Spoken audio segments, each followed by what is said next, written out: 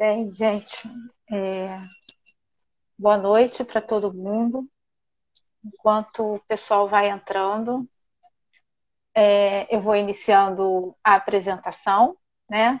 Então, mais uma vez, boa noite para todo mundo. E aí, dando continuidade às nossas lives, né? Hoje a gente vai atender aos pedidos, a um dos pedidos dos alunos, né? Que os alunos de graduação, principalmente, pediram para a gente trazer pessoas que falassem um pouco das áreas de atuação do farmacêutico, né? Então, a gente vai trazer um conhecido de vocês, né?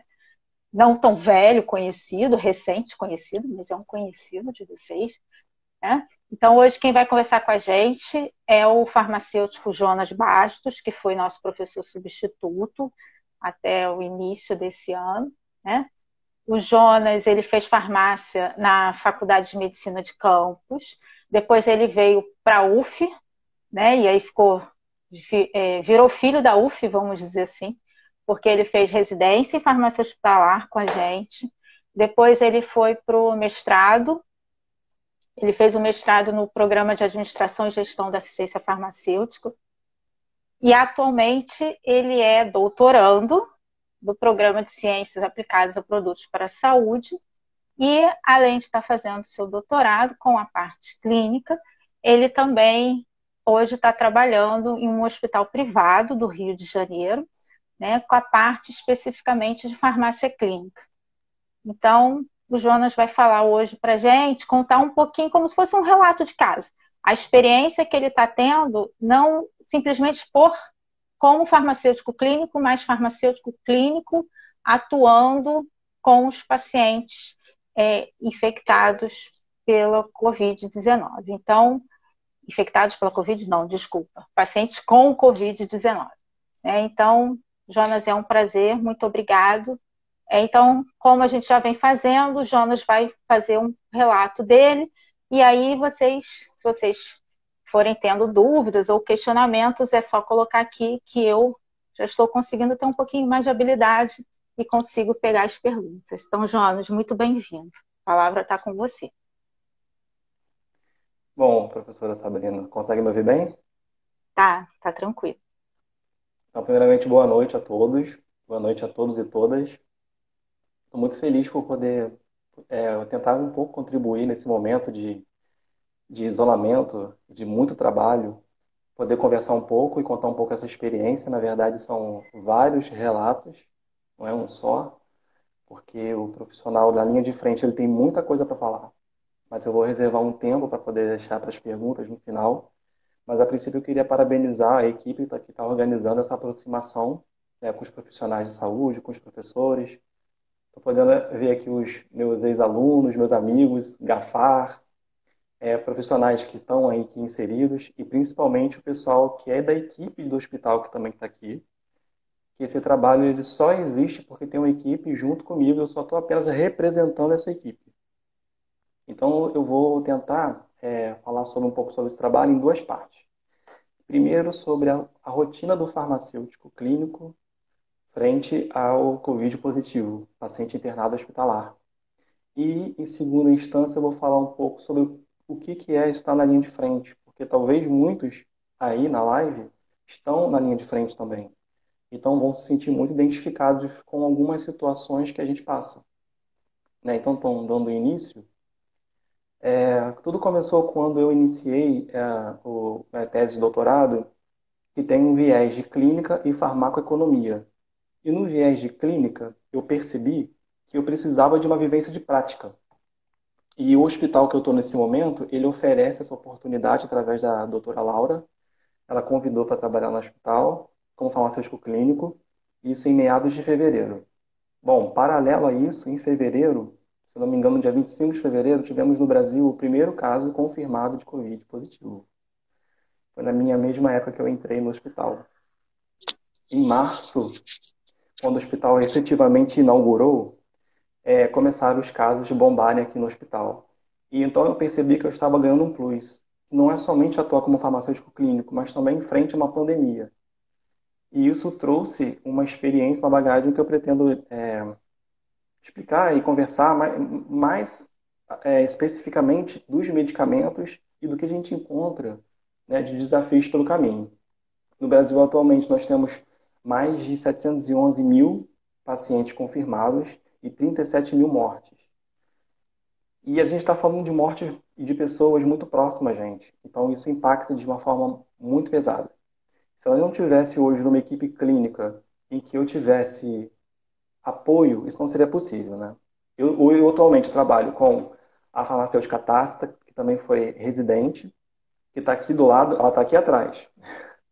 A Tácita. Tem também a farmacêutica Gabriela, que foi residente também da UF, e a farmacêutica Joana. Todas elas fazem parte desse time. Eu falo que é time porque a gente se apoia muito um no outro. Então, para a gente começar a falar sobre quais são os medicamentos que os pacientes poderiam utilizar, era preciso entender o que era a doença, como que ela se manifesta, o que é exatamente a manifestação, quais tipos de fases. Então, nós chegamos à conclusão seguinte, que o paciente portador de coronavírus, da síndrome do coronavírus, ele pode se dividir em três fases distintas. A fase 1 é a fase de infecção, que é a fase de replicação viral. A fase 2, que é a fase 2A e 2B. Na fase 2B, o paciente começa a piorar os sintomas de tosse, febre. E a estágio 3, que é a última fase, que é a hiperinflamação, que é onde alguns pacientes chegam a ficar entubados em estado grave. E nesse momento e nessas três fases que são testados, eu digo testado porque muitos medicamentos são ainda em uso off-label, não tem sua evidência científica, e a gente tem que trabalhar na melhor evidência científica, mas com pacientes que têm respostas individualizadas. O que isso significa? A gente não consegue, eu enquanto corpo clínico, pertencente a um corpo clínico, a gente não consegue fechar o mesmo protocolo para todos os tipos de pacientes. Então, isso configura por si só um desafio muito grande. Então, as questões de medicamentos, por exemplo, que eu vou citar, protocolo de insulinoterapia, protocolo de glicocorticoides, tudo isso é modificado com o tempo e dependendo da resposta do paciente. Não posso deixar de citar também que a equipe de técnicos de farmácia também é fundamental, até porque no momento desse, a união entre equipe é muito importante, porque como essa infecção ela tomou uma larga escala, muitos colegas se infectaram e tiveram que realmente se afastar, eles tiveram que se afastar do trabalho, e isso gera uma preocupação. Muitos de nós perdemos colegas de trabalho, inclusive, e isso foi um impacto muito grande em relação à pandemia, estar à frente a essa linha de frente, né? Então, o que nós observamos também? Além de conhecer todas as fases da doença, uma nossa ferramenta, na verdade são várias ferramentas, são guidelines, são a Clinical Trials, traz um acervo de novos trabalhos que são utilizados hoje para a gente poder se segurar um pouco no que pode ser administrado no paciente. Então, por exemplo, em março, em meados de março, veio o boom da cloroquina. Né? A cloroquina tem seu efeito, isso, seu mecanismo de ação é bem descrito quanto a utilização da enzima conversora de angiotensina 2 para poder entrar na célula e fazer sua replicação viral, mudança de pH. Então, ela foi um medicamento naquela época com poucos estudos, pouquíssimos estudos, inclusive essa semana foram refutados, como promissor de cloroquina. Sendo que a gente convive num ambiente político que favorece, né, o uso da cloroquina sem estudos, e como que a gente consegue, então, passar para a população que esse medicamento ele pode trazer riscos, sendo que ele está sendo difundido em massa, sem os testes específicos. E várias vezes nós observamos que os medicamentos que causam intervalo QT, como a cloroquina, também são associados de forma errônea. Por exemplo, a azitromicina junto com a cloroquina. Tem um estado do Piauí, por exemplo, que chegou a montar pequenos kits de cloroquina, vitamina C e azitromicina para os pacientes. E muitos deles tiveram problemas cardíacos porque não tinha a monitorização correta. Por isso que é imprescindível que o paciente venha internar e seja acompanhado por uma equipe clínica para fazer os monitoramentos cardíacos. Mas eu estou falando da cloroquina, mas tiveram outros tipos de medicamentos que fomos descobrindo com o tempo, por exemplo, como os corticoides. Você fazer um imunossupressor no paciente com replicação viral no início da doença, na fase 1, é complicado. Então, a prednisona, como algumas pessoas estavam utilizando no início da terapia também, estava configurando um problema e um agravamento nos sintomas e um aceleramento para a fase 2A e 2B, que é a internação. Então, esse medicamento, o glicocorticoide em geral, ele está sendo utilizado mais para o final do tratamento e que você tem uma doença, já uma inflamação bem considerável, bem importante, e também as doenças de base, né? DPOC, pode ser tratado com glicocorticoides. Além do SARS-CoV-2, o paciente pode ter outros problemas de saúde que também devem ser tratados no ambiente hospitalar. E aí a gente consegue tentar juntar esses dois tratamentos na conciliação medicamentosa, que é uma parte da minha tese. E fazer essa conciliação, levando em consideração toda a possibilidade de interação medicamentosa, de risco, de benefício para o paciente, todos os dias é um trabalho árduo, porque para a gente tomar uma determinada decisão em conjunto, a gente consulta tudo que é possível e se pergunta no final: será que para aquele paciente vai ser importante? Será que esse paciente vai responder bem?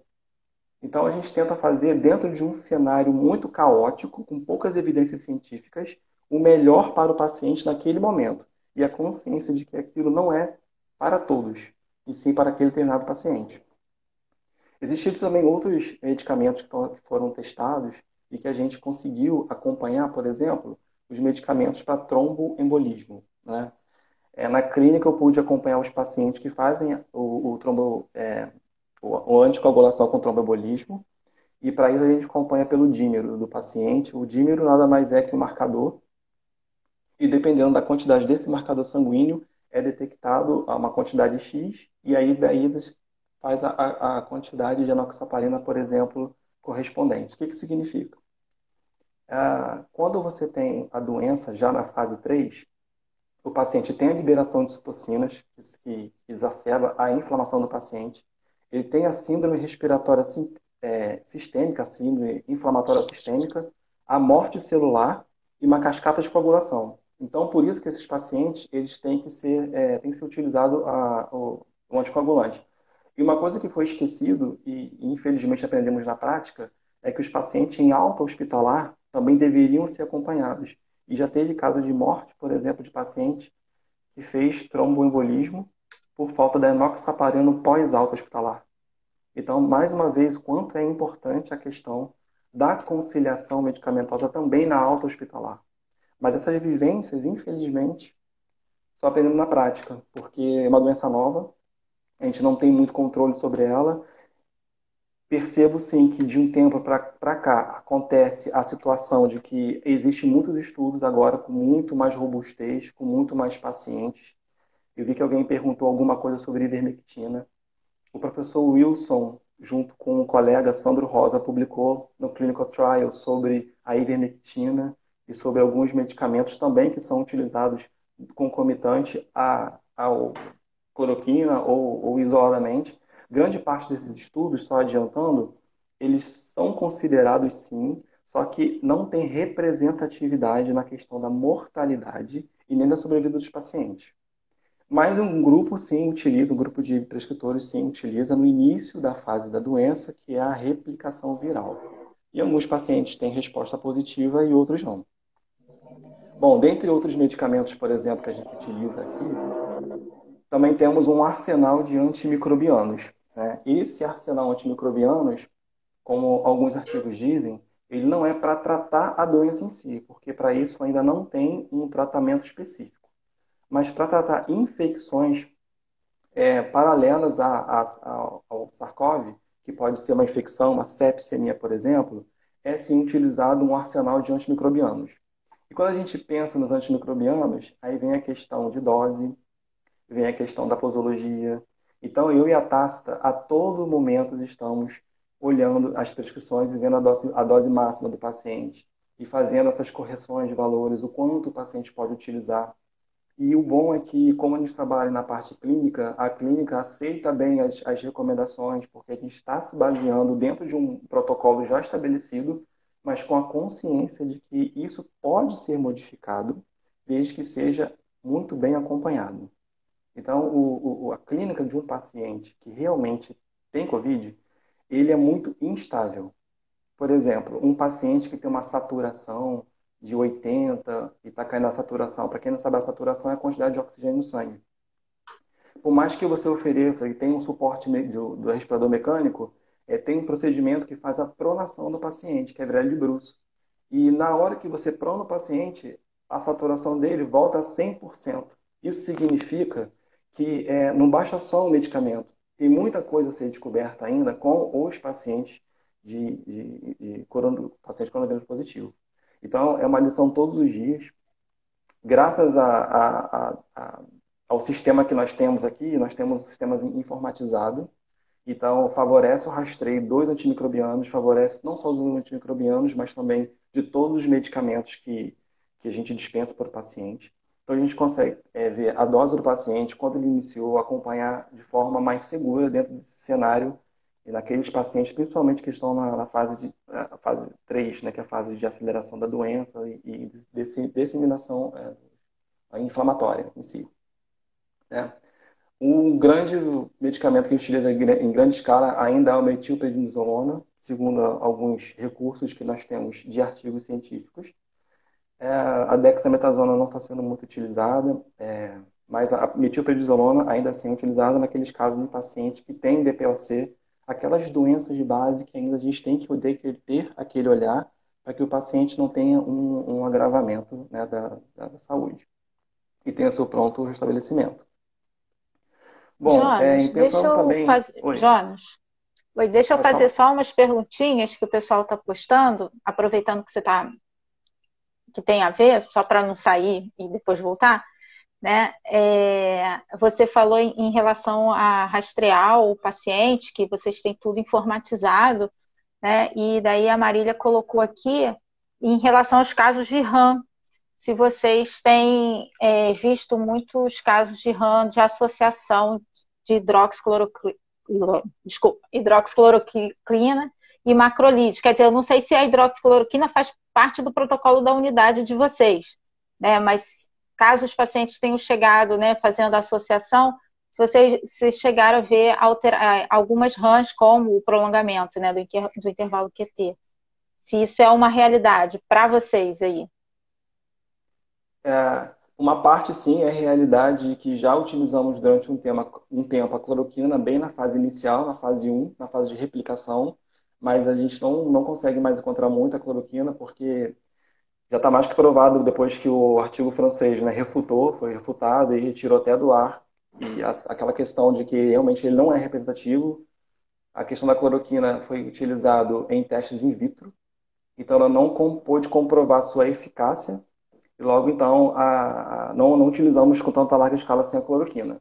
Diferente de outro hospital que atua que de vez em quando ainda lança a mão da cloroquina. Mas isso difere muito de paciente para paciente. Bem, a Marília, ela ainda perguntou sobre a situação também de rastrear reações adversas, né? E eu lembro que a Marília conversou muito comigo no GAFA, a gente conversa muito sobre essas situações, e inclusive eu estou aqui também graças a Marília, né? Também é clínica em outro hospital. Já teve situação, sim, Sabrina, de acontecer de o paciente, por reação adversa a antimicrobianos, apresentar Clostridium, e aí estavam fazendo a vancomicina, e a gente ficou monitorando esse paciente. A Tácita até conversou comigo sobre uma parte da residência que ela fez, da TCC dela foi sobre esses rastreadores, e hoje na clínica, no round com os médicos, essa suspeita foi abolida e o paciente, o resultado não é Clostridium.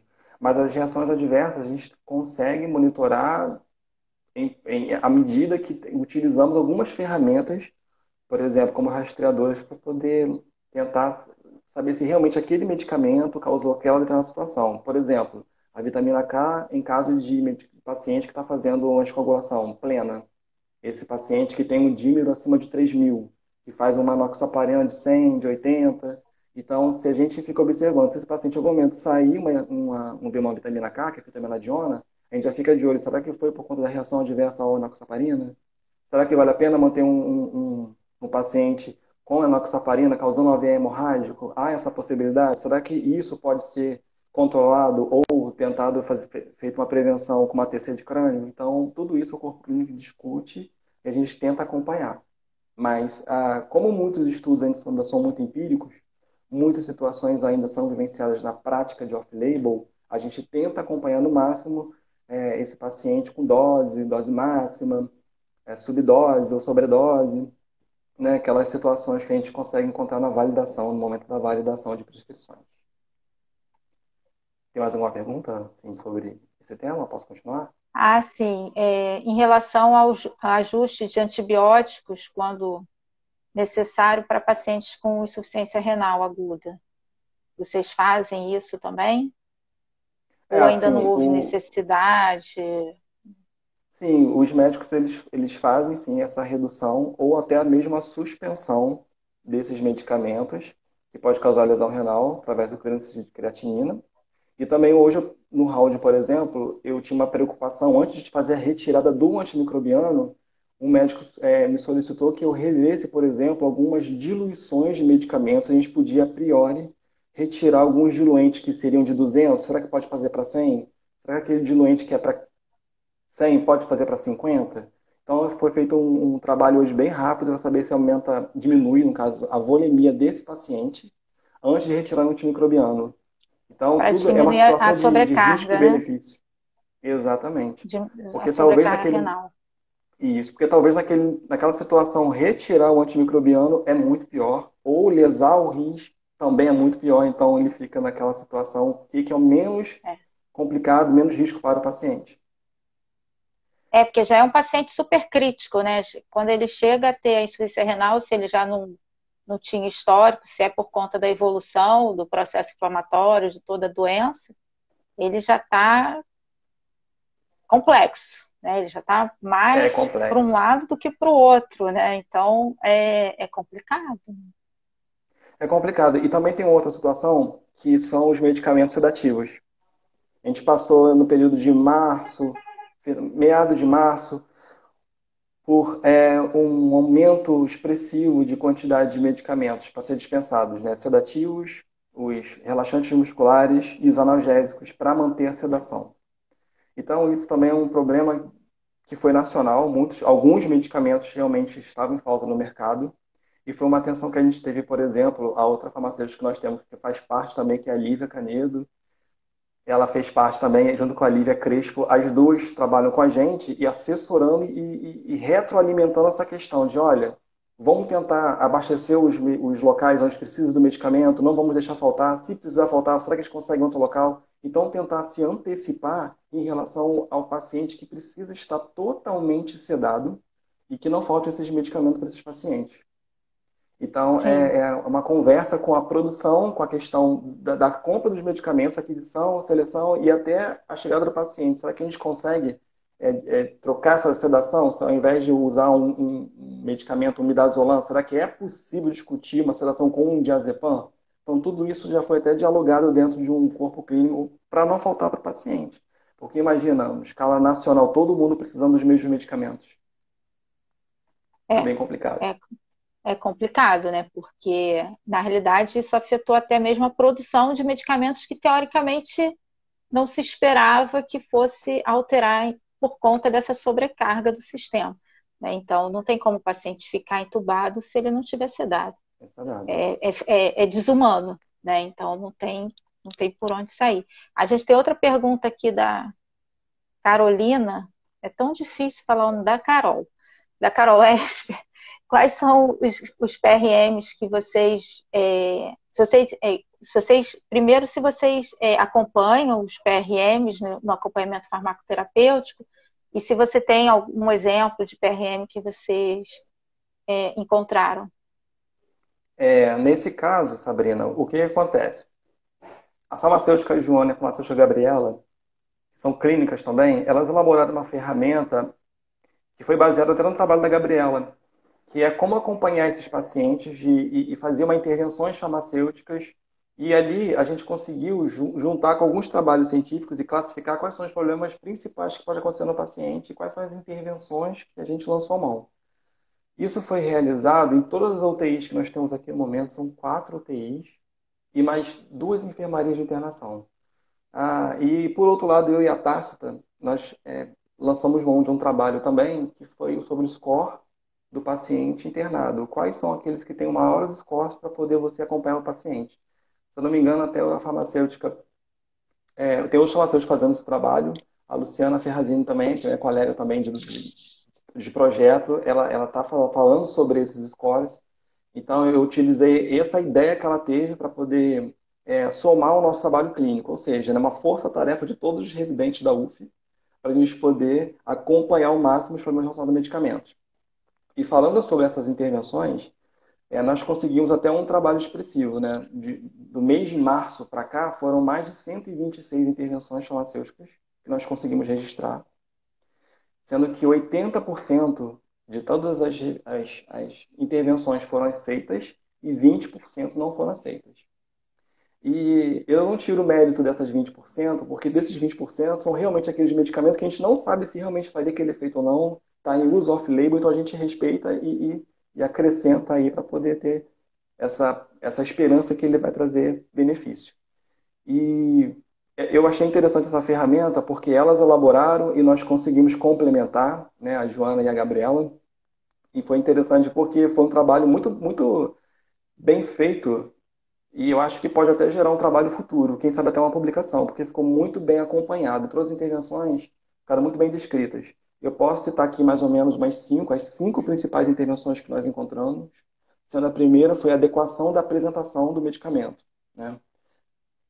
E isso conversa muito, a adequação da prescrição do medicamento, conversa muito com a individualização de cada tratamento. Então, a mesma dose não é para aquele mesmo paciente, que não é para aquele mesmo protocolo, né? Por exemplo, alguns medicamentos que foram adaptados para o paciente e tiveram boas respostas.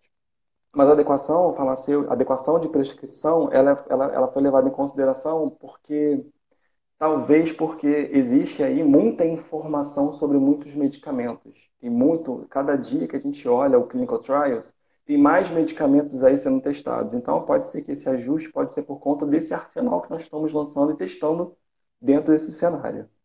Bom, em segundo lugar ficou a indicação terapêutica. Essa indicação terapêutica com uma outra ou indicação ou contraindicação. Por exemplo, a substituição de medicamentos que tem a mesma indicação por outro. Também teve a duplicidade terapêutica no momento da validação farmacêutica. Se algum medicamento, por nome comercial ou nome do SAL, estavam presentes na validação, uma vez que a lei permite que instituições privadas possam, sim, se prescrever medicamentos nomes comerciais, aconteceram algumas vezes medicamentos com duplicidade. Teve também a via de administração, alguns problemas com via de administração que foram corrigidos, por exemplo, como adaptar medicamentos que são exclusivamente de uso oral, passando por sonda nasentérica. Então, a gente conseguia ter essa intervenção e lançar mão de alguns medicamentos endovenosos. Então, parece que são medidas meio simples, mas fazem muita diferença, por exemplo, na enfermagem, que ao invés de fazer vários medicamentos por sonda, faz por via endovenosa, ou o contrário. Então, assim, é um trabalho que realmente foi um fruto de, de de trabalho de residente, de residente com publicações futuras. Uhum. Muito bacana. Deixa eu ver só se tem mais alguma. Se quiser, pode continuar, eu vou procurar Posso continuar? aqui. Eu vejo também uma outra situação que é o seguinte: muitos pacientes, como eles são muito instáveis no tratamento, eu percebo que o acompanhamento clínico ele se faz muito mais presente na UTI. Porque na UTI é onde nós somos mão de vários tipos de medicamentos, e aí vem aquela questão das interações medicamentosas, das duplicidades, das reações adversas. Já um paciente que está internado numa unidade de internação, numa clínica, não que ele não demande de muito olhar, ele também demanda de muito olhar clínico, mas são considerados um pouco mais estáveis. E a preocupação realmente é a questão da superlotação das UTIs. Então, todo esse trabalho que nós fizemos de prevenção, de quarentena, de ficar em casa, na verdade para não sobrecarregar os leitos de UTI. Então, quando o paciente tem alta hospitalar, como eu citei, existe uma preocupação muito grande de acompanhar a alta hospitalar. E como nós começamos a questão da farmácia clínica desde de meados de março para cá, esse ainda é um incipiente. A gente não conseguiu ainda fazer um acompanhamento de alta hospitalar para esses pacientes. Mas eles merecem todo o tratamento também, porque eles não saem desse risco. Eles podem desenvolver um tromboembolismo, por exemplo, e acabar vendo agravar e reinternar. Sim, isso é uma outra preocupação que está, na realidade, surgindo, né? Porque Primeiro os indivíduos estão ficando doentes, e aí depois vão vindo as complicações posteriores, né?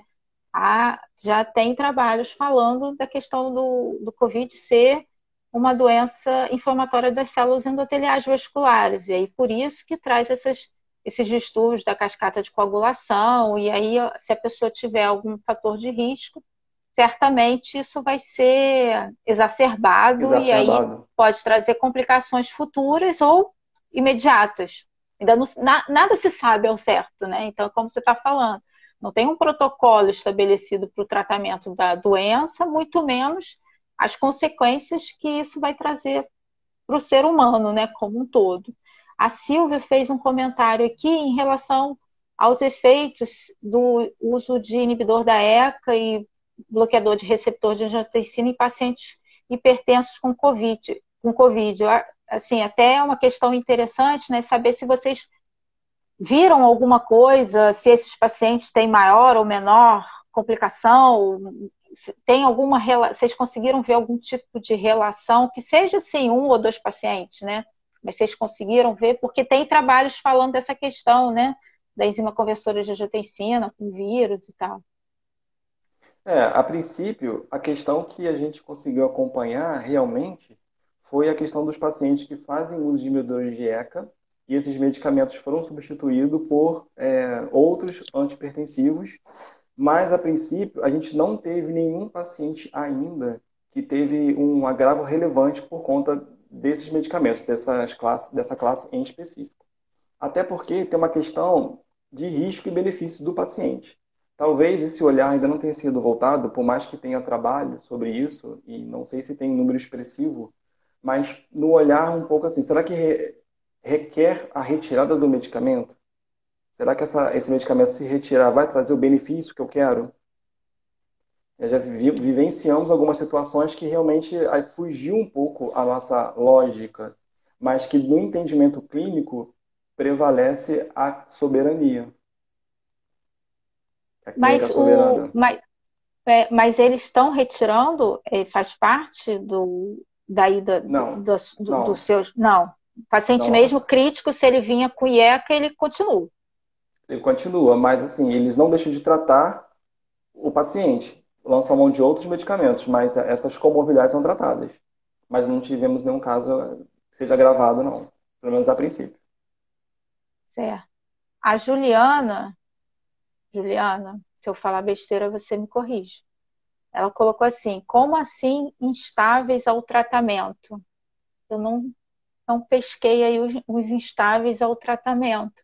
Se você puder, não sei se o Jonas pesca isso, né?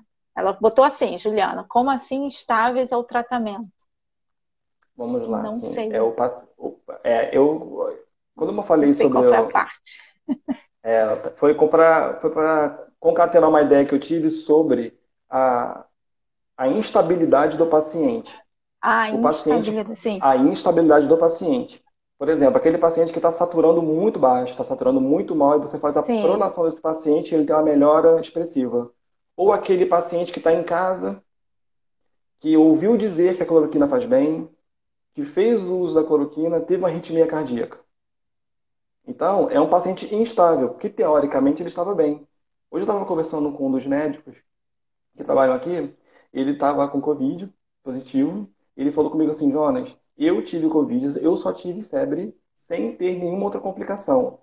Mas como ele é radiologista, ele falou: vou pedir uma TC para mim. E no TC tinha infiltrado. Ou seja, como que tinha infiltrado de base se ele só tinha a febre? Então, ele falou assim: chegamos a essa conclusão, realmente é uma instabilidade. Ele esperava que o Entendi. infiltrado causasse uma internação e até aí o uso de outros medicamentos anti-inflamatórios. Então, mesmo para poder contextualizar essa instabilidade. Mas eu acredito que os estudos de agora em diante venham a corroborar para poder melhorar essa questão da instabilidade e trazer um respiro para a gente em relação ao tratamento, né? Que Sim. seja. Tem outra pergunta, Mase Cruz.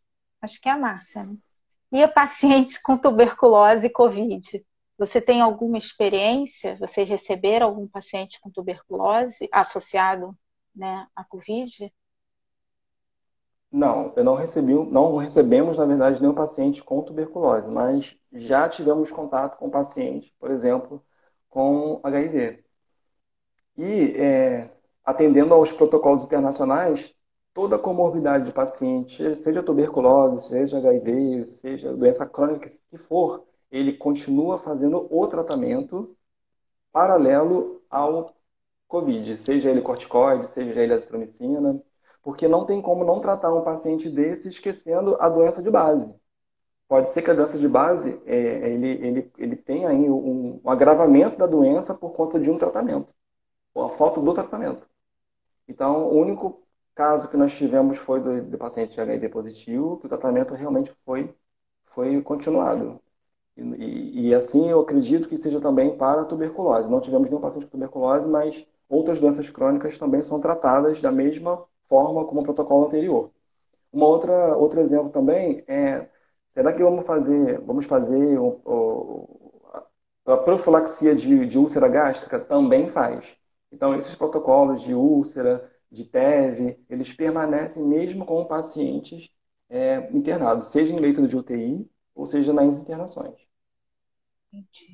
A Sara perguntou se os asmáticos, em sua maioria, eles complicam mais. Se vocês estão vendo isso, pacientes asmáticos, eles tendem. Bom, Lembrando, gente, que assim, o Jonas está relatando a experiência dele, que é um universo pequeno, vamos dizer assim, frente a todo o universo das infecções. Então, assim, é um hospital particular com algumas peculiaridades, né? Então, assim, sempre que ele está falando é muito do que ele está vendo. Não quer dizer que sim, ou quer dizer que sim para a realidade dele, né? Então, em relação aos asmáticos, vocês chegaram a pegar pacientes asmáticos? Pegar é ótimo, né? Chegaram a ser internados pacientes asmáticos e vocês não, viram tem alguma sim. complicação maior? Tem paciente com DPOC e ele entra naquele nicho dos pacientes que têm a doença crônica que tem que ser tratada junto com o coronavírus. O que a gente sabe sobre protocolos ou guidelines da Associação Médica de Medicina Intensiva, por exemplo, eles elaboram algumas diretrizes, é que todo medicamento que seja aerossol não deve ser utilizado em UTI, e sim em forma de spray, para não Uhum. disseminar o vírus pelo ar. Então, é mantido sim o tratamento, mas com essa recomendação. Então, a forma farmacêutica ela é modificada no caso, para evitar a dispersão de aerossóis e a potencial contaminação para os profissionais de saúde. Uhum. Peraí, são muitas perguntas. A minha auxiliar, Rafaela, está mandando por aqui, só um minutinho que eu me perco. A Tem Marília, algumas. Pode falar. Desculpa, a Marília está perguntando se vocês fazem rodízio de sedativos nos pacientes que ficam muitos dias sedados. Se tem identificado também a questão dos delírios em pacientes. Essa questão de delírio em pacientes, eu, por contato com a farmacêutica Priscila, da gerência de risco aqui do AP, ela falou que está tendo uma quantidade relevante de pacientes com delírio em função desse longo tempo de estadia, muitas vezes. O que vocês estão vendo, né? Qual é a realidade? Se faz o rodízio de sedativo e essa questão do delírio. Na verdade, eu não presenciei isso aqui, mas no outro hospital público que eu trabalho, que é o de Macaé, apesar de não ser farmacêutico lá nesse hospital, eu trabalho inserido dentro da UTI, né, na parte de diluição de medicamentos, na parte mais técnica. E eu percebo não só a questão da retirada do medicamento, mas o desmame gradual do medicamento. E esses pacientes ficam muito letárgicos ou muito agitados. Então, como esses pacientes fazem uso de anticoagulação, anticoagulantes, dependendo do seu dímero, é feito TC de crânio nesses pacientes para saber se teve alguma lesão importante. E isso eu acompanhei lá. Aqui, eu não tive nenhuma experiência em relação ao paciente que tem essa característica ou alguma outra sequela mais séria por conta de um AVE hemorrágico, que é possível acontecer. Mas Sim. até onde eu vejo a abordagem clínica dos prescritores, dos médicos que acompanham, é fazer uma TC para poder acompanhar a questão neurológica do paciente. Mas Alguns às podem até vezes fazer uma ressonância. até a Marília colocou aqui, né? Tá assim, eles ficam muito agitados. O próprio período de internação, né? O próprio estresse em função de todo o processo, ele já é fator de risco para o desencadeamento de delírio, Sim. associado à idade, né, que muitas vezes os pacientes mais idosos, apesar dos mais jovens complicar, mas os mais idosos, há uma tendência, uma maior complicação, essa questão do delírio acaba sendo importante, né? E há de se pensar em formas de prevenção no sentido de alguns indícios que o paciente manifeste para já utilizar antipsicóticos se for necessário. O Vitor, ele está fazendo uma pergunta também, pacientes com HIV e COVID, existe algum tipo de relação, existe algum risco associado? Você falou que teve um paciente com HIV, né? Eu só tive só esse caso, que eu posso exemplificar.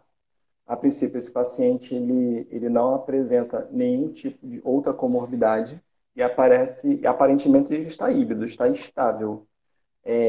Acredito que um paciente imunodeprimido ele pode complicar sim durante a fase da doença, pode agravar sim por conta da fisiopatologia do paciente se ele não tiver tratado, né? Um paciente ele pode ter o vírus HIV e está indetectável no nível sanguíneo. Então, para esses pacientes, eles podem evoluir até melhor do que outros que não estejam naquela situação, naquela condição, né, de infectado pelo vírus HIV. E também tem muita questão da individualização do paciente, né? Cada paciente vai ser um paciente, uma resposta diferente. Mas esse, em específico, que foi o único que eu encontrei, ele não tem nenhum tipo de alteração fisiopatológica. Certo. Tem uma questão É que eu só, vou falar. Fala.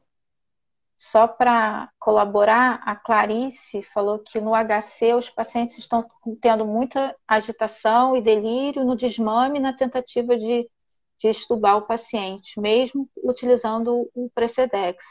Então, é um problema que está acontecendo, né? A Poli Oliveira, você presenciou casos de agravo em crianças? Vocês atendem crianças? Tem pediatria aí? Não, ainda não, mas hoje já começou a emergência à porta aberta. Em relação a Clarice, ela deve estar vendo muita coisa em São Paulo, né? Porque ela está agora como residente em São Paulo. Isso. Ela deve estar vivenciando muito essa questão da prática clínica e o Precedex, né, o desmedetomidina, ele é utilizado, mas assim, quando ele entra em falta, é um desespero para poder ver um substituinte para ele. Então, eu vejo também, percebo sim, eu concordo com a Priscila e a Clarice, da agitação de boa parte dos pacientes que são estubados, e quando eles voltam após a extubação, eles têm que ser monitorados, que as primeiras 3 horas são críticas, porque ele pode ter um rebaixamento muito, muito importante. Então, essa agitação pode significar até um rebaixamento neurológico a posteriori. Então, é um paciente que também deve ser acompanhado após alta dele da UTI. Tem um monte de perguntas, João. Espera aí. Vamos lá. Sepulvedaneto. Aí a pessoa vai Meu se irmão, identificar. Ah, seu irmão. esse é o José, meu Então, irmão. a NHS no Reino Unido relatou a associação da Covid com síndrome de Kawasaki. Teve algum caso? Vocês pegaram alguma coisa relacionada a esse tipo de associação?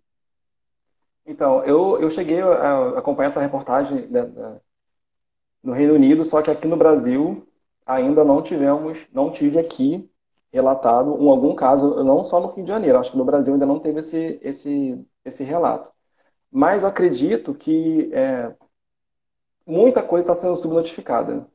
Muita coisa não está sendo divulgada ainda por falta de, talvez, da questão de divulgação científica. A gente não sabe nem, por exemplo, quantos pacientes foram infectados, porque né, a Anvisa não está trabalhando de acordo com cooperar com os dados, então a gente nem sabe a real situação de contaminados, mas acredito que pode ser que aconteça em algum momento, mas se acontecer, é um objeto de estudo para a gente poder saber em que momento vamos intervir, como vamos intervir. Mas no Brasil, por exemplo, na literatura eu não encontrei nada sobre essa situação. Eu acho que é Milene. Vocês observaram sequelas em pacientes que se recuperaram do Covid, no caso? Eu não observei aqui no Hospital do Rio, mas lá em Macaé, onde eu também trabalho, tem pacientes que ainda assim, após a alta hospitalar, eles tiveram alguma questão neurológica. Ou uma dificuldade de andar, de deambular, ou de comer, de mexer os membros. Parece que eles têm uma recuperação bem mais lenta e esses pacientes também mereceriam um cuidado mais próximo. E a gente não está tendo pernas, na verdade, para poder acompanhar esses pacientes, né? Porque a gente trabalha com a superlotação ou evitar a superlotação. E a gente dá o nosso melhor, o nosso sangue, nossa alma aqui enquanto está aqui. Mas eu acredito que com o tempo a gente vai ter um respiro para poder acompanhar esses pacientes pós-alta também, né? Porque eu acho que o momento agora é o agudo, né? Sim, Ainda não tem um olhar crônico para o caminhar, né, da doença. Agora está muito focado no agudo, até porque não se sabe muito. Mesmo já tendo passado praticamente pelo mundo inteiro, né, e está chegando aqui, se a gente for ver pelo mapa, parece que agora é aqui, e lá para a Europa, né, e para a China, para o outro lado do mundo, as coisas estão tendendo a uma possível melhora, mas mesmo assim ainda não tem nada que ninguém tenha batido o martelo, vamos dizer assim, né? é verdade. Aqui tem uma outra pergunta. Desculpa. Não, eu também concordo com a sua explanação. Uma outra pergunta, caderno de farmácia. E a inclusão de ansiolíticos para o desmame do paciente com Covid tem diminuído com esse tempo? Eu percebo a inclusão dos medicamentos. Por exemplo, alguns pacientes estão fazendo uso de psicotrópicos após o desmame e acredito eu que seja baseado em algum outro protocolo clínico de retirada de sedativos. Eu não tive acesso a nenhum estudo ainda sobre essa questão de sedativos, mas eu acredito que sim, que seja lançado mão de algum tipo de psicotrópico, sim. Até porque na validação da prescrição, a gente encontra muitos medicamentos ansiolíticos para pacientes que estão realmente nas clínicas, que saiu daquele período da fase 3, da fase mais crônica, e que tiveram uma recuperação, e nesse sim o encontro. A Lívia fez uma pergunta aqui. Cadê? Peraí. A Lívia Crespo também faz parte da equipe. Acredito, também faz parte, né? Você falou no Faz parte da início equipe. dela. É, em E relação ao risco de trombose, eu acredito que o paciente, se aumenta o risco da trombose, sim, eu acredito que sim, tanto que esse paciente deve utilizar o tratamento com antitrombolítico até após a alta no período de até 30 dias, alguns protocolos já estabelecidos com o estudo já comprovando que diminui a possibilidade de trombos.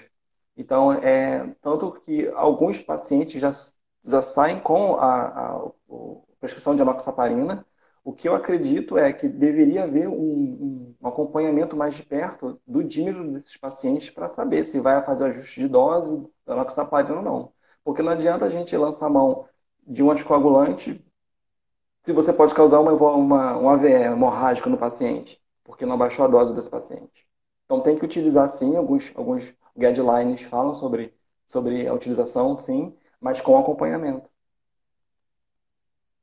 porque os anticoagulantes eles já podem ser perigosos, né? E a gente pensa que, nesse momento, acho que tem que pensar assim, graças a Deus que a enoxaparina é injetável, porque senão o povo teria saído comprando enoxaparina e tomando Sim, compraria. enoxaparina. Então, ainda bem que ela é injetável, as pessoas ficam com um pouquinho mais de medo, porque tem enoxaparina na farmácia, e daí o indivíduo pode comprar, né? Então, Sim, apesar de apesar ser de de, alta teoricamente, vigilância, precisar ele de prescrição.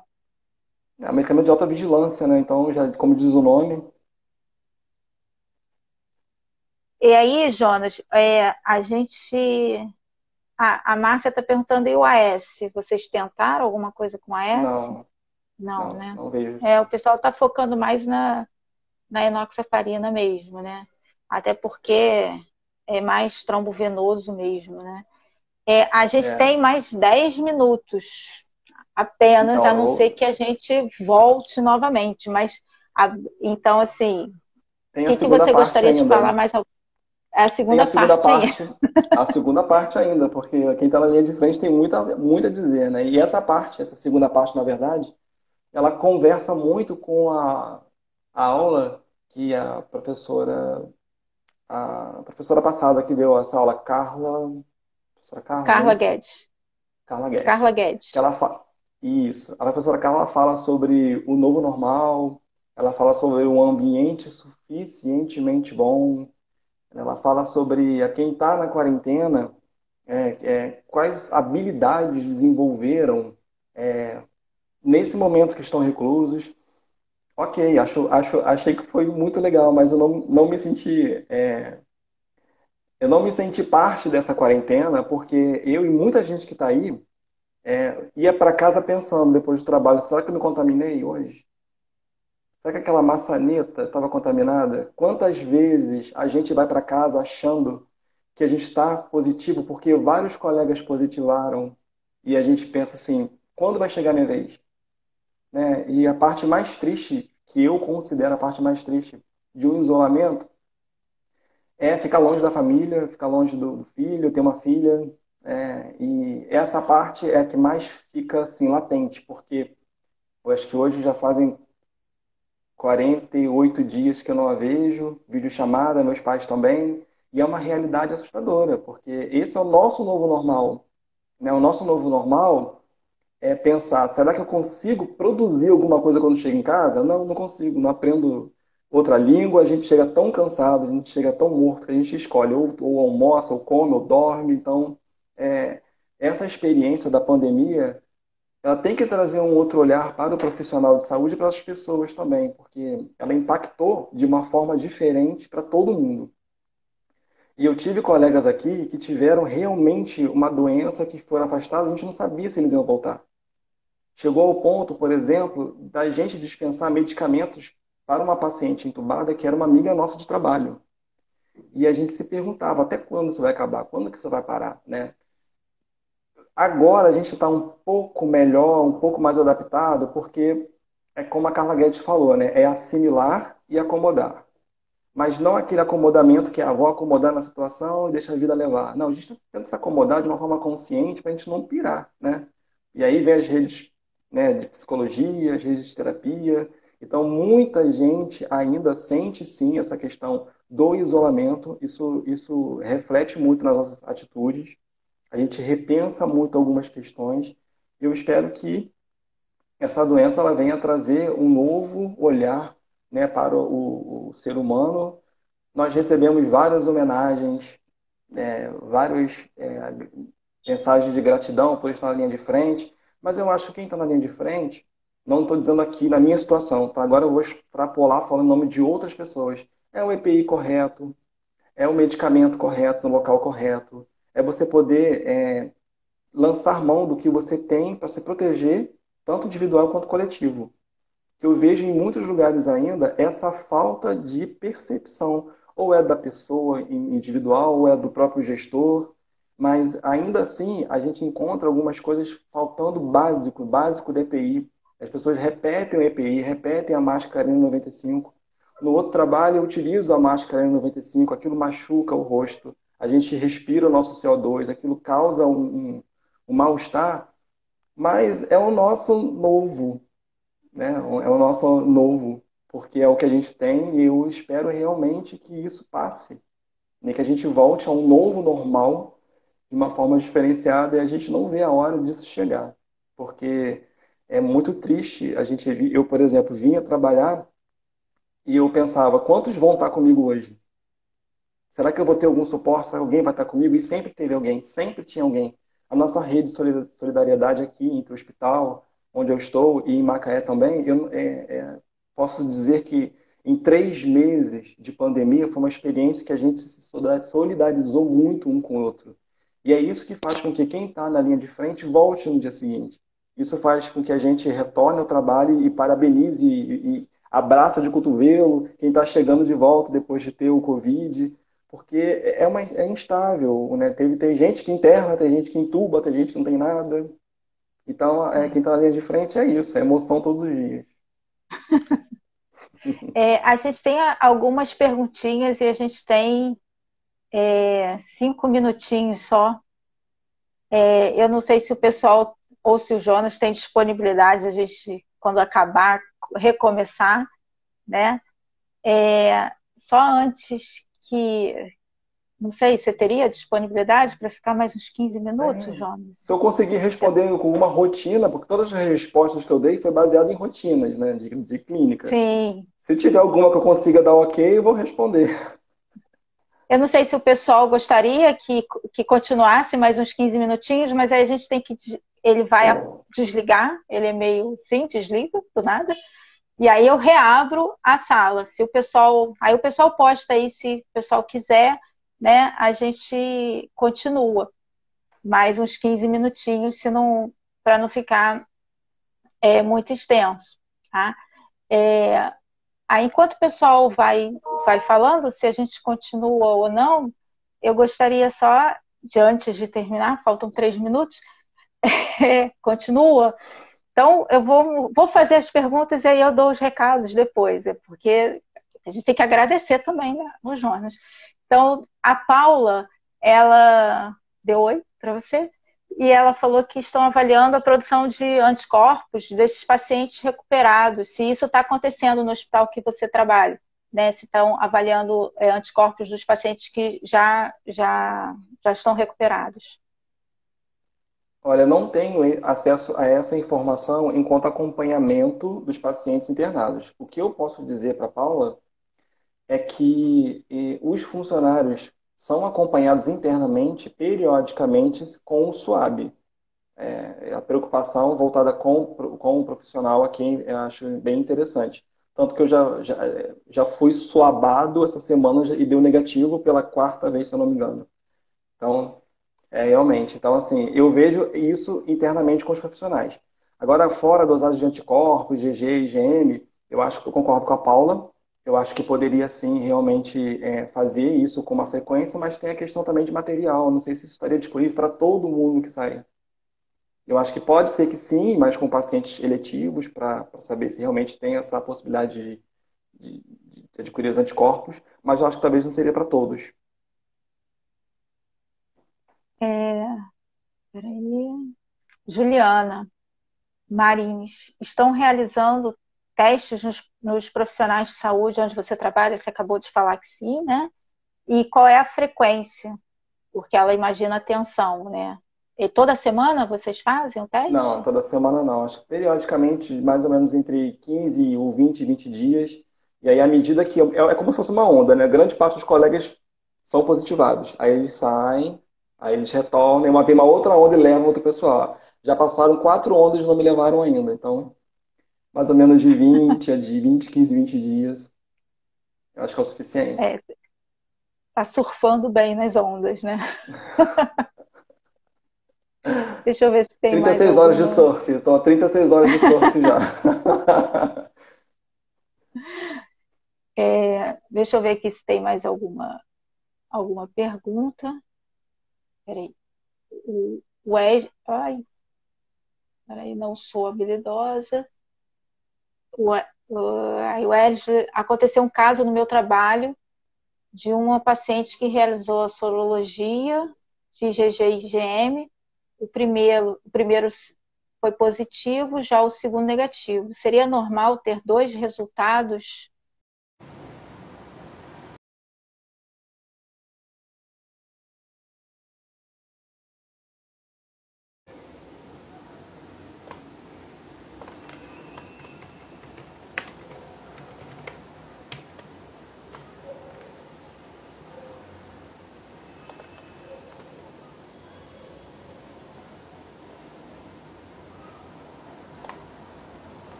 Oi. Voltamos.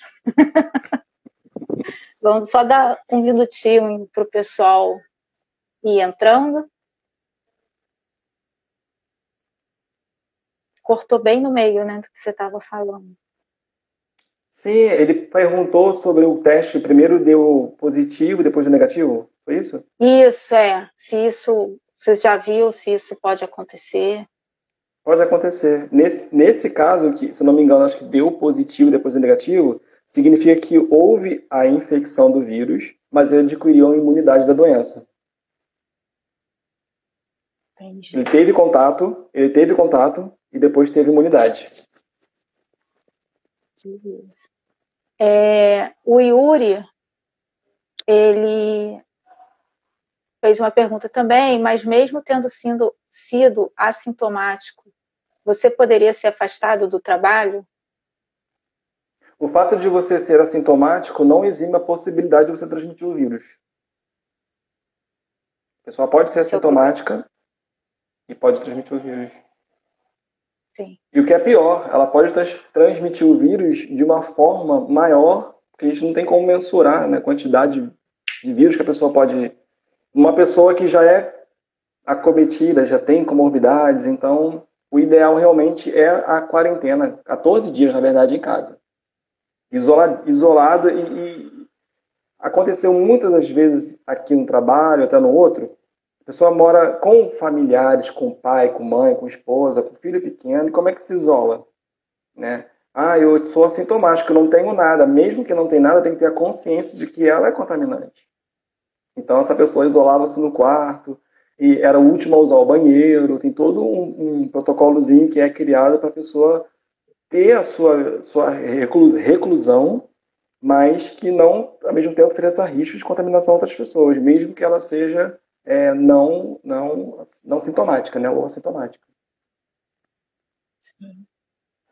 Gente, alguém postou alguma pergunta que eu não fiz, porque aí como muda tudo, reinicia, né? Se alguém tiver mais alguma dúvida, coloca, por favor, para a gente poder fazer a pergunta ao Jonas. Aqui tem... Peraí, deixa eu...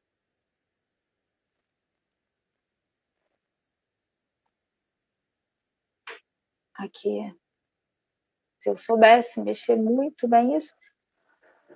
Ah, sim, mas pós-infecção ficou o IgG positivo dentro da janela entre os testes feitos. Tais Ayuri. O IgG positivo? IgG positivo dentro da janela. Teve contato, mas ele é assintomático. Isso, mas ele é assintomático. É. Sim. Eu não sei se existe o quantitativo, né? O exame quantitativo de sangue. Talvez seria o momento dele fazer para saber se realmente como que está a parte sanguínea. Não é tão acessível, não é tão barato, mas eu acho que define bem a possibilidade de saber se realmente em que fase ele estaria, se ele não está mais realmente com a doença, porque contato ele teve, né? Pelo que ele descreveu. Mas, para saber se está contaminando ou não, talvez seja a preocupação dele de permanecer numa quarentena, recluso ou não, existe o quantitativo. Aí ela já teria a questão do acesso. Sim. E aí estão pedindo também para você falar um pouquinho mais da sua experiência, se você tem mais algum detalhe que você gostaria, que eu fui interrompendo, né, para fazer as perguntas. Então, Sabrina, eu acredito assim, a farmacêutica coordenadora nossa aqui, a doutora Laura, ela deixou a parte clínica toda à vontade para poder atuar. Sendo que a gente atua baseado em evidências. Foi o que a professora Selma falou na primeira oportunidade, abriu muito bem aí as aulas, né? As aulas, essas conversas, né? À distância. Por mais que a gente procure tomar decisões clínicas com o médico, com os farmacêuticos, com o fisioterapeuta também, que faz parte do enfermeiro, baseado em evidências científicas, tem muita coisa ainda aparecendo. Eu observei, por exemplo, no Clinical Trials, a quantidade de N de pacientes estudados tem aumentado cada vez mais. A quantidade de estudos tem aumentado cada vez mais. Então, a gente fica pensando assim, realmente, em relação a março, tivemos um potencial, a publicação de artigos, abril, algumas coisas se fecharam, maio, ok, cloroquina não, junho, o que vem em junho? Cada dia a gente descobre algum outro resultado que pode ser relevante ou não. Então, acho que a nossa experiência ela tem que ser pautada no que está sendo realmente lançado. O que a ciência está dizendo para a gente, né? Tem uma frase que eu adoro, assim, que é eu acredito na beleza da ciência. Então, eu acredito que cada dia vai vir coisas novas que a gente vai poder tomar decisões mais assertivas em meio a um caos mesmo, né? Porque a gente está numa situação caótica, mas com um olhar mais seguro do que pode estar agora lançado. Tem um N mais representativo, por exemplo, foi uma alegria muito grande para muita gente os estudos fechando que a cloroquina não é a salvação da lavoura. Né? Por quê? Porque teve outros estudos que colaboraram para isso. Eu acredito que vai vir outros estudos, tem outros medicamentos de anticorpos monoclonais que estão aí sendo testados de maneira mais positiva. E eu acredito muito que a novidade de amanhã seja, olha, nós temos um tratamento que pode melhorar muito o sintoma clínico ou que pode postergar a fase 3, nós temos, mas a gente tem que esperar. Né? Acredito muito que isso venha aparecer, que possa acontecer de um medicamento trazer esperança para diminuir pelo menos os efeitos inflamatórios que a gente já tenha. Mas isso está sendo estudado, né? Uma coisa que a gente está testando ainda. Então, a rotina nossa é toda pautada e está sendo baseado em evidência científica. Qualquer tecnologia ser incorporada, se for utilizada. Então, nossa rotina maior é essa, é sentar e estudar, para depois decidir. E eu acho assim que é importante se avaliar esses estudos de forma crítica também, né? E aí a equipe multiprofissional ela é importante também que ajuda isso, porque estudo clínico não dá para ser feito a toque de caixa, por mais que você tenha um N enorme, né? Mas que os dados eles devem ser avaliados, né? Eu sempre brinco com os meus alunos que tem que namorar os dados um pouco para você chegar a uma conclusão, né? É óbvio que são grandes são pesquisa que estão publicando esses trabalhos, né? Mas a gente vê muito assim, pode? Não, não pode. Vai? Não, não vai. Então, as pessoas têm que continuar, sim, publicando seus trabalhos e há de se avaliar de uma forma cautelosa, né? Essa enxurrada de informação, porque é muita informação e não dá para acompanhar em tempo real, vamos dizer assim, essa quantidade de informação. A Janaína está fazendo uma pergunta, ela gostaria de saber sobre o medicamento Anita, sobre a eficácia mediante ao vírus para a pessoa que precisa sair de casa para trabalhar. Desculpa. Tem uma recomendação, e tem ainda estudos do Clinical Trials da Anita, com azitromicina, com cloroquina, e ele está sendo estudado ainda, mas até o momento, acho que, se não me engano, o professor Wilson fez essa publicação, fez esse levantamento de referências do que realmente tem ainda comprovado, até então ainda não tem uma relevância na mortalidade do paciente, mas que pareceu, se eu não me engano, algum valor expressivo numa fase 1 da doença, que é da replicação viral, mas não tão expressiva. Então, esse eu recordo porque quando aconteceu o boom do medicamento, ele foi logo para a lista de medicamentos controlados, de C1, né, de controle especial. E aí comecei a pensar, será que é esse o medicamento que vai salvar a lavoura? Mas depois dos estudos eu vi que ele tinha, sim, uma ação, mas não foi representativa nem na questão da mortalidade, segundo os autores. Entra naquela fala que eu fiz antes, né? Ainda está em cima do muro. Ainda não tem uma evidência científica muito clara, né? E a gente, obviamente, tem que chamar atenção, e a gente está falando o nome de um monte de medicamentos, mas, em hipótese alguma, utilizá-los sem uma avaliação clínica adequada, né? Porque, assim, talvez até hospitalar também. E talvez até a internação hospitalar. E muitos dos que a gente falou, né? A Anita agora está controlado, mas muitos que a gente falou, infelizmente, né, na nossa sociedade, a gente consegue ter Consegue. acesso. A realidade é essa, né? Não deveria, mas infelizmente consegue. E não se deve utilizar, não existe tratamento profilático. Ou melhor, existe o isolamento, né? É a única profilaxia para essa situação, porque tratamento nem medicamentoso, muito menos fitoterápico, que é uma outra discussão que a gente vai ter futuramente, no dia 30, né? Mas não há evidência nenhuma. Eu quero tomar suco de laranja. Ok, suco de laranja você pode tomar, né? Porque faz bem, Antioxidante, a né? vitamina C.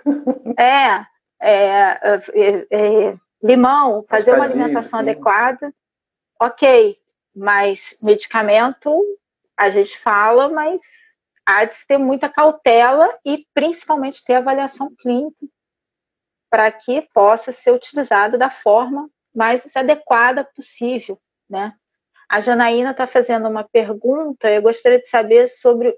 Opa, desculpa. A Júlia, Juliana. perdão.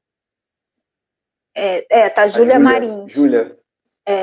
Como está a lotação do hospital que você trabalha?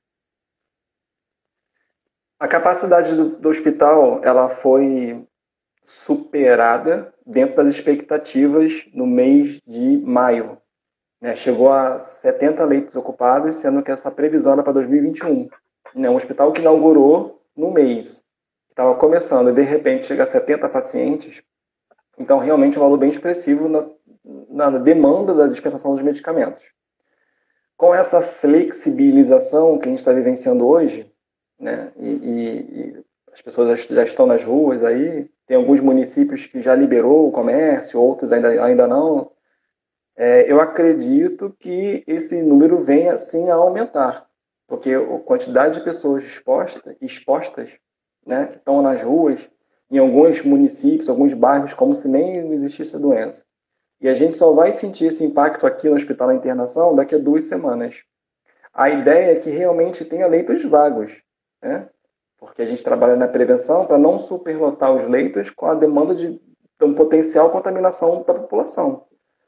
Mas eu fico temeroso, né? Hoje, vindo do outro hospital para cá, eu vi a quantidade de carros na ponte de Niterói que eu não vi há 3 meses atrás. Um fluxo de carro muito grande. Eu pensei, meu Deus, daqui a 2 semanas, como vai estar o hospital? Porque assim, a gente pensa assim na economia, a gente pensa assim, mas tem muitas pessoas ainda que estão se expondo sem a necessidade, sem a real necessidade. E está subindo, né? Tudo indica que a gente ainda não entrou na queda, né? O que me causa uma surpresa é isso, porque quando a gente vê a experiência dos outros países, a maioria deles abriu quando já tinha queda, pelo menos no número de óbitos, né? E aqui está No abrindo Brasil quando não, ainda está tá? Abrindo já aumentando. está. Então, para mim é estranho, mas, né? Não, ninguém perguntou para mim, mas também não teria como perguntar. Mas eu Sim. acho que há de Mas se avaliar é assustador, melhor, sim. né? Sim. E aqui no Rio de Janeiro já tem, né? Hoje já teve uma demanda para o fechamento novamente, inclusive um apelo de todas as instituições públicas de pesquisa, né? A Fiocruz, a UFA, a FRJ, a Unirio, o UERJ, entrando na justiça para que haja o fechamento novamente. E, obviamente, o governo vai entrar com recurso, mas pelo menos isso já é uma sinalização que a hora ainda não é o momento. Ainda não é o momento, apesar de toda a questão financeira que está associada aí. Tá? Talvez não da Alguém tem forma mais... como está sendo feita, né? Talvez não da forma como está sendo feita. Sim. Mas assim, Eu respeitando a acho que... questão de setorização, só serviços essenciais, alguns comércios, mas não tem um critério real, né? As pessoas, tem que ter distância de 1 metro, mas as pessoas não respeitam talvez esse distanciamento, existe filas, aglomerações, e falta da consciência, né, em relação à doença. Assim. eu acho que tudo vai impactando na questão da educação. que é o que vem lá da base. Mas isso é uma outra conversa para um outro momento. Alguém tem mais alguma pergunta? Porque, em função do avançar da hora, né? Para a gente. Eu espero que todo mundo tenha gostado, tenha quem participou, que tenha gostado, que possa indicar aos colegas, né? Porque a gente sempre está deixando no Instagram o vídeo e depois a gente posta também no YouTube, no Facebook. Então, eu gostaria de agradecer a todos, né, pela presença, o novo normal de presença virtual, né? Fico muito agradecida pelos colegas que participaram e pelos amigos. Vi que tinham muitos ex-alunos, principalmente do GAFA. Fico feliz. GAFA, vocês podem ser os próximos. Solidariedade. O que eu seria agradecer... sem o GAFA? O que eu seria sem o GAFA? Agradecer muito ao Jonas pela disponibilidade, pela organização no horário, para estar presente aqui e falar um pouquinho. Acho que foi super proveitoso. Agradecer a equipe que está, né, a Tácita, a Gabriela, a Joana. A Lívia e a Laura. A Lívia e a Laura, que em conjunto estão participando desse trabalho, e certamente esse tipo de trabalho está sendo desenvolvido em várias unidades hospitalares, né? Mas a gente sempre ressalta que muitas vezes o farmacêutico clínico, quando o negócio aperta, ele vai lá para a farmácia. Mas ainda bem que tem algumas unidades hospitalares que estão destinando o profissional para essa atividade. Isso é muito legal, porque a gente vê como que está sendo fortalecido e como é que está crescendo essa atividade. Então, eu acho que há campo para todo mundo, né? Há quem goste da parte clínica, há quem goste da parte administrativa, há quem goste da indústria. É um campo muito amplo, sempre tem algo que você vai criar afinidade para você poder desenvolver um trabalho interessante. Então, muito obrigado, Jonas. E aí, só para a gente terminar, eu gostaria de anunciar a próxima, né? Terça-feira que vem. A gente tem, até enquanto continuar esse isolamento, a universidade continuar fechada em função de tudo, a gente vai manter as lives. Então, semana que vem a gente vai ter um assunto diferente, bem diferente, na realidade. Eu acho que, por ser tão diferente para a nossa realidade, eu acredito que possa ser bastante interessante. Quem vai falar com a gente é a professora Fernanda. Ela é doutora em literatura comparada e ela é professora do CAP da UERJ e ela é diretora da Adverge, Associação dos Deficientes Visuais do Estado do Rio de Janeiro. Então, ela vai falar para a gente sobre democracia e inclusão, pessoas com deficiência na universidade. A proposta da doutora Fernanda vir conversar com a gente é justamente falar dos direitos que os indivíduos com algum tipo de deficiência eles têm dentro da universidade. A UF, em questão, ela tem um setor responsável por propiciar condições favoráveis para que as pessoas que tenham deficiência possam efetivamente executar as atividades acadêmicas, não só atividades acadêmicas de graduação, mas também de pós-graduação. A gente tem um mestrado profissional na UF que aborda justamente essa questão das pessoas que têm algum tipo de deficiência. Então, a Fernanda ela vem conversar um pouquinho com a gente sobre a questão da inclusão, né, e o direito de aprender. E eu acho que é importante, não só para as pessoas com deficiência, mas principalmente para as pessoas que não possuem deficiência, para que a gente possa ajudar as pessoas com deficiência, que muitas vezes têm dificuldades na questão do acesso. Então, eu acho que cabe a gente, pelo menos, entender mais ou menos como é que para a gente poder dar um suporte e ajudar sempre o próximo. E aí vem de encontro aquilo que a Carla falou na semana passada, né, de cuidar do próximo. Então, a proposta é justamente essa, é falar de uma coisa mais ampla, né, sair um pouquinho da nossa caixinha e a gente conseguir ver um pouquinho o outro e tentar ajudar mais.